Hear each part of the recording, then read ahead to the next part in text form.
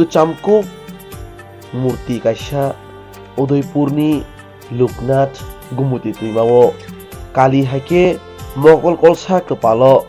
futa rojak haike kaisa mutai mankha abo sak kusungsani somman lukurongni ta khugo kok achai tongkha obo bobagra bai tuiduljak siri sitini mutai rok kemai tongmani mutai rok singkhana hnei lukurongni sumung achalaijak serek sarak salaima bo khrai tongo abai kino khobor manui a jagao thangi soika RK Purni naimo thangrok thangi soika te cheri nekha abo kubui ja abai ke mankha hnei lukurok tabuk berake kemang chalaijak kemajak mutai rok abai ke kalino koksol khe kepalo futa ganang mokol ganang khe mankha bono tabuk kubun jagao bahike achugrui kaisa mondir nok tangirnai abono tabuk lukuroni naharmung tei wansuglaimung আবহাওয়াকে তাবুক লুকরক বড় নাইজা বগি থাংলাই sir এখানে হঠাৎ করে এত মানুষ জমায়েত আপনারা উপস্থিত এবং একটা মূর্তি নিয়ে যাওয়া হচ্ছে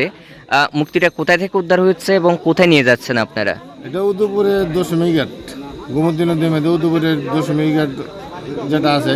এটার মধ্যে কিছু এলাকার স্থানীয় লোকজন একটা মূর্তি দেখছে দেখে তারা বিভিন্ন ইয়ার লোকাল যারা আছে তারা খবর টবর দিছে পরে তারা যারা দশমী ঘাটে তোমার কাজ করব নগর পঞ্চায়েতের পুরসভার কর্মী তারারও খবর দিছে তারপর তারা যে দেখছে এটা পাথরের মূর্তি জল অল্প তখন তারা সবাই চিন্তা করতেছে অল্প জলের মধ্যে মূর্তিটা কীভাবে আসলো এবং মূর্তিরা অনেক ওজন এত ওজন মূর্তিতে জলে বাইশে আসার কথা না তখন তারা স্থানীয় লোকজনের খবর দিছে আমরা থানাতে খবর দিছে এখন আমরা আইছি তারা রিকভারি করছে কইরা কইছে স্যার এখন আপাতত নিয়ে থানাতে রাখেন আমরাও তারা যেহেতু কইছে আমরা নিয়ে আপাতত থানাতে বসাই পরে প্রশাসনিক যা করে তা অনুযায়ী ব্যবস্থা। প্রাথমিকভাবে কি মনে হচ্ছে এটা কি প্রাচীন মূর্তি কোনো পূজিতা বা পুজো হয়েছে আগে এরকম? এমন কিছু বুঝছি না আমি, তবে মূর্তিটা যেহেতু এত ওজন কোথায় থেকে আসলো কীভাবে আসলো